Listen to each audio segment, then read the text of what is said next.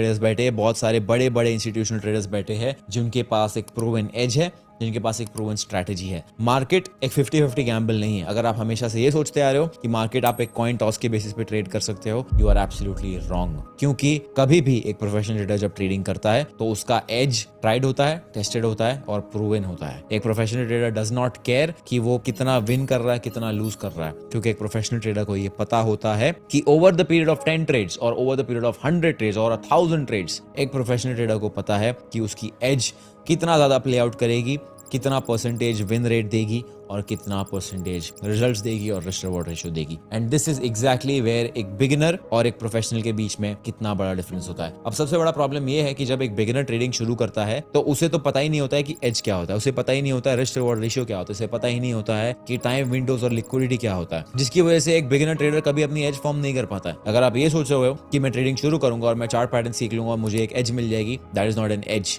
That is just text book definition of you understanding कि ठीक है मार्केट में मैं ऐसा करूंगा तो ऐसा होगा। ऐसा कितनी बार हुआ है कि आपने एक चार्ट पैटर्न मार्केट में देखा है और आपने उस चार्ट पैटर्न को फेल होते हुए देखा है, क्योंकि that is not an edge. एक एज एक ऐसी पीस ऑफ इंफॉर्मेशन होती है जो आपने टेस्ट की है, ट्राई किया है, आपको पता है कि जब भी एक पर्टिकुलर सिचुएशन में कुछ मार्केट ऐसा कर रही है तो एक वाई आउटकम आएगा। मार्केट एक्स करेगा तो वाई होने के चांसेस 70% है। That is what we call an proven edge. अगर आप एक चार्ट पैटर्न को भी एक एज समझते हो, व्हाट इज इंपॉर्टेंट इज उस चार्ट पैटर्न को आपने कितनी बार टेस्ट किया है। बहुत सारे लोग जब मार्केट में घुसते हैं उन्हें ऐसा लगता है कि ठीक है मैं मार्केट में घुसूंगा, ट्रेडिंग करना शुरू करूंगा और करते करते सीख जाऊंगा। आप करते रहोगे and this is exactly why कितने सारे लोग जो है अपने पहले साल में ही ट्रेडिंग को क्विट कर देते हैं। ट्रेडिंग का असली गेम तब शुरू होता है जब आपके पास एक एज आ जाती है और जब आप उस एज को एक्सप्लॉइट करने लगते हो। अगर मेरे पास एक एज आ गई, मान लीजिए मेरे पास एक स्ट्रैटेजी आ गई जिसपे मुझे पता है 70% का विन रेट है, 1:2 का रिस्क रिवॉर्ड रेशियो मिलने वाला है, दैट इज एन एज। मेरी असली ट्रेडिंग जर्नी तब शुरू होगी जब मेरे पास एज आ जाएगी और मैं उस एज को यूज करना शुरू करूंगा। Anything before that of your journey is just learning and gambling. And इसीलिए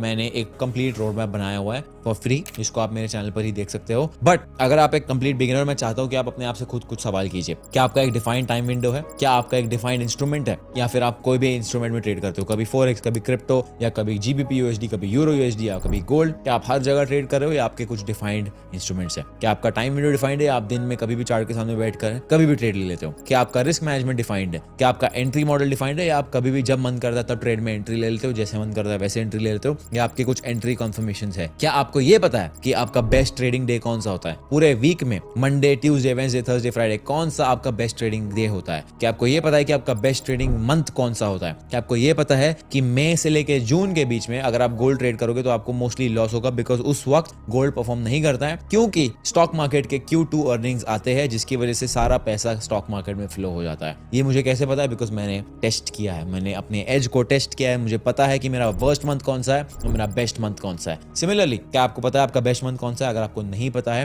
दैट मींस आप सिर्फ और सिर्फ गैम्बलिंग कर रहे हो। What you need is a real edge. And what happens unfortunately is कि 99% लोग जब मार्केट में घुसते हैं तो उन्हें अपनी एज तो कभी मिलती नहीं है, उन्हें ये पता होता ही नहीं है कि एग्जैक्टली एज क्या होता है, एंड वो सिर्फ और सिर्फ गैम्बलिंग करते हैं, जिसकी वजह से of course at the end उनको लॉस हो जाता है। एंड 90% ऑफ द पीपल एक साल से ज्यादा मार्केट में टिक नहीं पाते हैं। एंड ऑफ कोर्स आप टिक नहीं पाओगे तो प्रॉफिटेबल ट्रेडर तो कैसे ही बन पाओगे? And that is exactly why आज इस वीडियो में मैं आपको ये समझा रहा हूँ कि एज होना कितना ज्यादा जरूरी है एंड कितना ज्यादा इंपॉर्टेंट है। जो भी सवाल मैंने आज आपसे किया है, ask yourself again and find the answers. आपको अगर जवाब मिल गए, then all you have to do is go and test your edge and then start using it, and तब जाके आपका असली ट्रेडिंग जर्नी शुरू होगा। Your next step should be to actually understand how to read liquidity, how to read charts, how to read price action. And of course, that is a very very lengthy process. मुझे almost 2 से 3 साल लग गए सारी चीजें सीखने के लिए। And if you're somebody who's very serious about their journey, who wants to get started off, then I have a complete 43 lecture course on all the concepts that you need with practical applications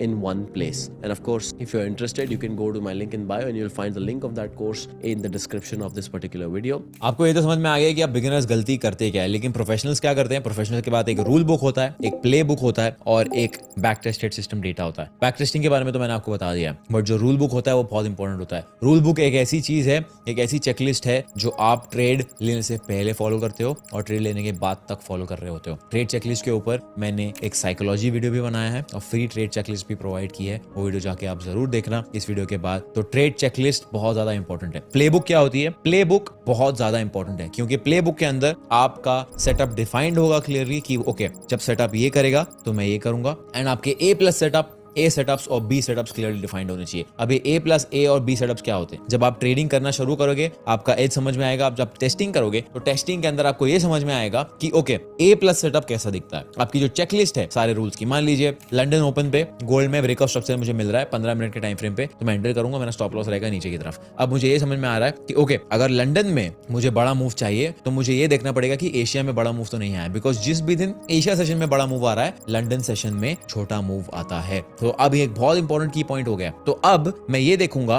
कि जब भी Asia session छोटा होता है London session बड़ा होता है, मुझे बड़ा एंट्री मिलता है। अब वो हो गया है मेरे लिए एक ए प्लस सेटअप। अब मान लीजिए एशिया सेशन ने मीडियम मूव दिया है तो वो मेरे लिए हो जाएगा ए सेटअप, बाकी सारी चीजें अगर टिक ऑफ हो रही है तो। बट अगर एशिया सेशन ने बहुत बड़ा मूव दिया है वो मेरे लिए बन जाएगा बी सेटअप, क्योंकि मेरा ऑब्जर्वेशन और मेरा एज और जो मेरा टेस्ट है वो मुझे ये समझाता है कि भाई जब भी एशिया सेशन बड़ा मूव दे रहा है मेरे को लंदन सेशन में छोटा मूव आता है। And that is exactly why it is so important for you to have your play book and आपके सारे सेटअप्स जो है क्लियरली डिफाइंड होने चाहिए। अब अगेन ये कब होगा? जब आप एटलीस्ट 100 से 200 ट्रेड्स को बैक टेस्ट करोगे। जब आप ऑटोमेटिकली 100 से 200 ट्रेड्स को बैक टेस्ट करोगे आपको ऑटोमेटिकली समझ में आ जाएगा कि ओके अगर मेरी स्ट्रैटेजी में 10 रूल्स है, अगर 10 में से 8 फॉलो हो रहे हैं then maybe it is an A plus setup. अगर 10 में से 10 फॉलो हो रहे हैं then that is a perfect A plus setup. 10 में से 8 हो रहे हैं तो ए सेटअप हो गया, और मान लीजिए 10 में से सिर्फ 6 या 7 हो रहे हैं उसको आप कह सकते हो B setup. As a beginner मैं तो आपको ये सजेस्ट करूंगा कि सिर्फ और सिर्फ ए प्लस सेटअप लीजिए। ऑफ कोर्स ट्रेड फ्रीक्वेंसी कम होगा, ए प्लस सेटअप या ए सेटअप्स आप लोगे, that is something that I would absolutely recommend. इसके बाद आपको सिंपली क्या करना है, आपको जाके मेरा बैक टेस्टिंग का वीडियो देखना है and try to find an edge. Simply मैं ये सजेस्ट करूंगा अगर मैं आपकी जगह होता